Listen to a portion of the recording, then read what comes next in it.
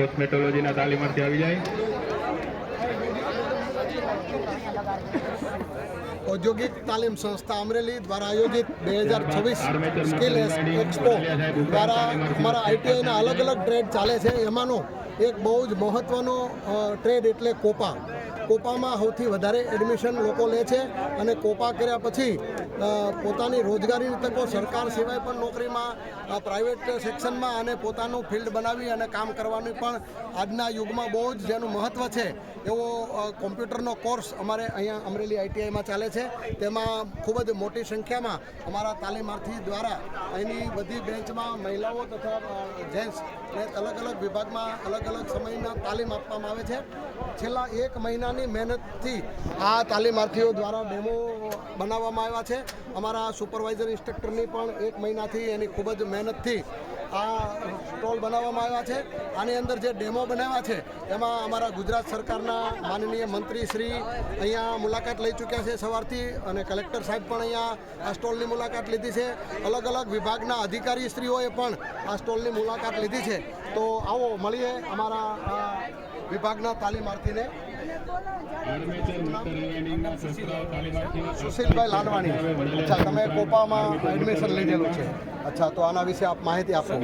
આજે પ્રોજેક્ટ બનાવ્યો છે, ઈમેલ કઈ રીતે કામ કરે છે એના માટેનો બનાવેલો છે. બરાબર. જેમાં એક સેન્ડર એટલે કે મોકલનાર વ્યક્તિ છે એ ઈમેલને પ્રિપેર કરીને સેન્ડ કરે છે. એના પછી આજે છે સર્વિસ પ્રોવાઈડરના સર્વર પર જાય છે.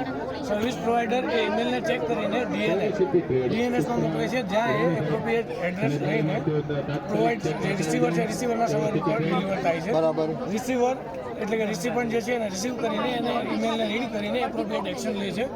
જે વર્ક છે એ પૂરું પાડે છે અને આ રીતે કામ કરે છે. અને જ્યાં ડીએનએસ છે એ મેલવેર અને વાયરસ ચેક કરે છે. ઈમેલની અંદર કોઈ વાયરસ કે મેલવેર ક્રિએટ નથી થયો એવું કંઈ હોય છે તો એને દૂર કરવાનો પ્રયાસ કરે છે. બરાબર. જેવી રીતે આપણે પોસ્ટ ઓફિસમાં ટપાલ નાખીએ મેઇન મથક સુધી, તો લાસ્ટમાં હેડ ઓફિસથી છેલ્લે જ્યાં સુધી જાય એવી જ રીતનું અહીંયા આનું કામ પણ અલગ અલગ છે. પણ પહેલામાં ટાઈમ લાગતો હતો ને આ સેમ એ જ સમયે આપણને બરાબર છે. સરસ, ખૂબ સરસ. મેં આપણે જે પ્રો ચાર્ટ છે સ્ટેપ બાય સ્ટેપ કેમ પ્રોસેસ થાય એ બનાવ્યું છે. ફર્સ્ટ આપણે સ્ટાર્ટ કર્યું કોમ્પ્યુટર, ત્યારબાદ એની પછીનું જે આપણે કામ હોય ઇનપુટ કરીએ. આપણે ઇનપુટ બાદ આપણે કામગીરી હોય છે, પ્રોસેસ થાય છે, કામ થાય છે.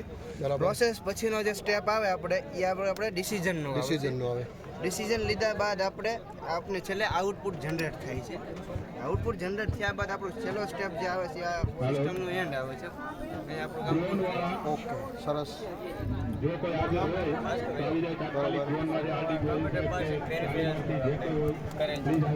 થોડો અવાજ વધારે. સૌપ્રથમ પહેલાં એસએમપીએસ જે સ્વિચ મોડ પાવર સપ્લાય જે મધરબોર્ડમાં પાવર આપે છે. આ પાવર કેબલ છે, આ પાવર સ્લોટ છે, અને આ છે સાટા કેબલ જે હાર્ડ અને સીડી ડ્રાઈવર કનેક્ટ હોય છે. સાટા કેબલ દ્વારા ડેટા ટ્રાન્સફર થાય છે. અને આ ફેન એની નીચે હીટ સ્ટ્રિંગ છે, જેની નીચે આપણું મેઇન પ્રોસેસર હોય છે. પ્રોસેસર ઠંડુ રાખવા માટે આ ફેનનો ઉપયોગ છે. આ છે રેમ, આ છે PCI સ્લોટ જેમાં આપણે ગ્રાફિક કાર્ડ એડ કરી શકીએ છીએ. આ છે લેન્ડ કાર્ડનું સ્લોટ છે, જેમાં આપણે લેન્ડ કાર્ડ કનેક્ટ કરવા માટે આ લેન્ડ કાર્ડ છે જે આમાં કનેક્ટ કરવા માટે થાય. આ છે VGA કેબલ જે આપણે CPU એન્ડ મોનિટર કનેક્ટ કરે છે. અને આ છે સ્પીકર્સ, કીબોર્ડ એન્ડ માઉસ. આ છે ક્રેમ્પિંગ ટૂલ, આપણે લેન્ડ વાયર હોય એને આપણે વાયરિંગ કાપવા માટે. આ છે લેન્ડ ટેસ્ટર, આપણે લેન્ડ વાયર ચાલુ છે કે નહીં તે ટેસ્ટ કરવા માટે. સરસ. કોમ્પ્યુટરની અલગ અલગ માહિતી આપણને આપવામાં આવી છે. એમાં હવે પછીનું આપણે અહીંયા બહેનો દ્વારા પણ ખૂબ જ અલગ અલગ ડેમો છે. તો આવો મળીએ. કોણ લે છે હવે? હા ભાઈ આવો. બેન, શું નામ આપનું? અચ્છા. મેં આ ફાયરવોલનું એક વર્કિંગ મોડેલ ક્રિએટ કર્યું છે કે જેમાં ફાયરવોલનું વર્કિંગ મોડેલ ક્રિએટ કર્યું છે કે જેમાં ફાયરવોલ શું છે અને તેનું મેઇન કાર્ય શું છે ને એ દર્શાવ્યું છે.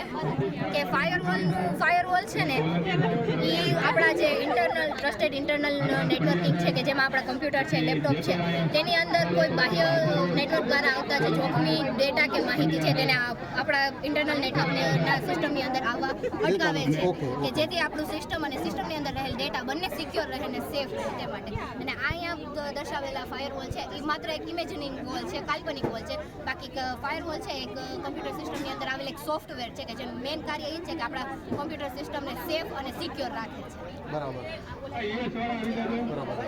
આ પ્રોજેક્ટ શેનો છે બેન? આપણે આ બધી શોર્ટકટ છે અને આ બધાના ફંક્શન છે જેમ કે કંટ્રોલ સી છે. આપણે કંટ્રોલ સી અહીંયા રાખીએ, પછી આપણે પેસ્ટમાં કરશો તો લાઈટ રન નહીં થાય. પછી કંટ્રોલ સી થી કોપી લાઈટ થશે. પછી કંટ્રોલ એક્સ છે તો કટ ઉપર આપશો તો જ લાઈટ થશે, બાકી ગમે તે આપશો તો લાઈટ થશે નહીં. સરસ. બીજું, હવે આ કોમ્પ્યુટરના યુગમાં આ હેકરનું પણ અહીંયા એક પોસ્ટર બનાવવામાં આવ્યું છે, તો હેકર વિશે બેન શું કહેશો તમે? હેકર વિષયમાં એવું કહ્યું છે કે હેકરે સોશિયલ મીડિયાના એવા ઘણા વેબસાઇટ આવે છે કે જેમાંથી તમારો પર્સનલ ડેટા છે તે હેક કરી શકે છે હેકર. તો આ હેકર કુલ ટોટલ 3 પ્રકારના હોય છે: બ્લેક હેકર, વ્હાઇટ હેકર અને ગ્રે હેકર.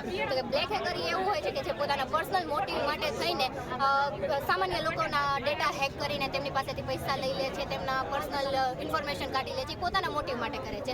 જ્યારે વ્હાઇટ હેકર છે તે આ બ્લેક હેકિંગ કરેલ જે વસ્તુ છે તેને સુધારવા માટે હેકિંગ કરતા હોય ને તેવા હેકરને વ્હાઇટ હેકર કહે છે. અને ગ્રે હેકર છે એનું કોઈ સ્પેશિયલ મોટિવ હોતું નથી, તે બસ આમને હેકિંગ કરે છે. જે વ્હાઇટ હેકિંગ એ કરે છે અને બ્લેક હેકિંગ એ કરે છે, બંને કરે છે.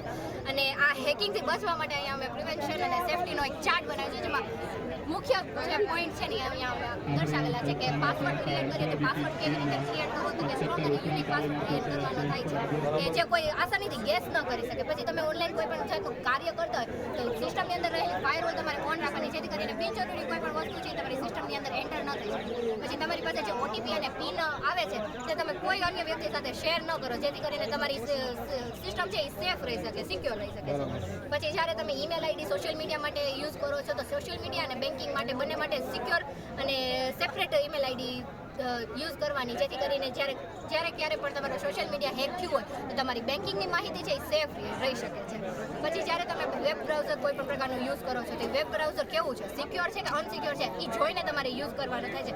જેથી કરી જો સિક્યોર વેબ બ્રાઉઝર યુઝ કરો તો તમારી સિસ્ટમ લાંબા ગાળા સુધી અને સિક્યોર રીતે ચાલી શકે છે. પછી તમારી સિસ્ટમની અંદર વાયરસ એન્ટર ન થઈ શકે તેની માટે એન્ટીવાયરસના જે સોફ્ટવેર હોય છે તેનો ઇન્સ્ટોલેશન અગાઉથી જ કરી લેવાનું હોય છે, જેથી કરીને સિસ્ટમે સરળતાથી ચાલી શકે છે. પછી છે અવોઇડ પબ્લિક વાઈફાઈ ફોર બેન્કિંગના કાર્ય માટે તમારે જે પબ્લિક વાઈફાઈ છે તેનો ઓછો જ ઉપયોગ કરવાનો, જેથી કરીને કે તમારી બેન્કિંગની માહિતી છે જે સિક્યોર રહે છે.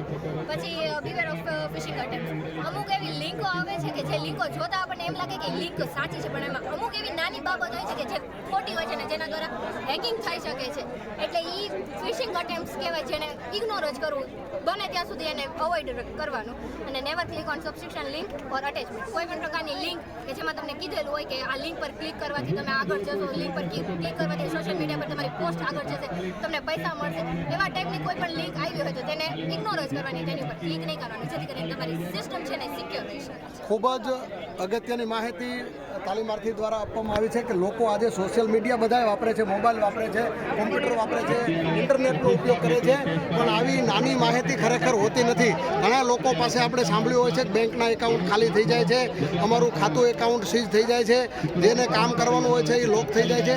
આવી હેકરની માહિતી આ બેન દ્વારા ખરેખર એક ઉમદા હેતુથી સામાન્ય ચાર્ટથી બનાવવામાં આપી છે, જે અડધી મિનિટમાં સામાન્ય માણસને પણ સમજાય છે. આ બેનને અને આ પ્રોજેક્ટ જે અમારા ઇન્સ્ટ્રક્ટર દ્વારા તૈયાર કરવામાં આવ્યો છે એમને પણ મળીએ. આવો બેન, તો અમારા નકુમ મેડમને મળીએ અને આ આઈટીઆઈમાં કેવી રીતે આનો કોર્સ થાય છે અને શું લાયકાત છે અને કેવી રીતે રોજગારી મળે છે. તો નમસ્કાર મેડમ, આપ આપણને થોડી માહિતી આપશો કોપા વિશે? કોપા ટ્રેડ છે એ 10 પાસ ઉપર થાય છે અને જનરલી 1 વર્ષના ડ્યુરેશનનો હોય છે. આ કોર્સ કર્યા પછી તમને લોકોને જોબ મળી શકે છે. ગવર્મેન્ટ સેક્ટરમાં પણ મળે છે. ઘણા ટ્રેની એવા પણ છે કે જે ગવર્મેન્ટ સેક્ટરમાં પણ જોબ કરે છે. ઘણા ટ્રેની એવા છે કે જે પોતાનો બિઝનેસ કરે છે, અત્યારે કમ્પ્યુટર હાર્ડવેરનો કે એવો કોઈ બિઝનેસ કરી શકે છે. એટલે ટ્રેડ કર્યા પછી ઘણા બધા બેનિફિટ્સ છે. સરસ, ખૂબ જ સારી માહિતી તૈયાર કરી છે. દરેક તાલીમાર્થીઓએ ખૂબ જ સમય પણ ફાળવ્યો છે. દરેકને આપણને આગળના દિવસોમાં જોબ મળે, સારું કામ મળે અને બધાને આવીને આવી સ્કિલ જળવાઈ રહે, આવું સરસ આરોગ્ય બધાને શુભકામનાઓ. Thank you.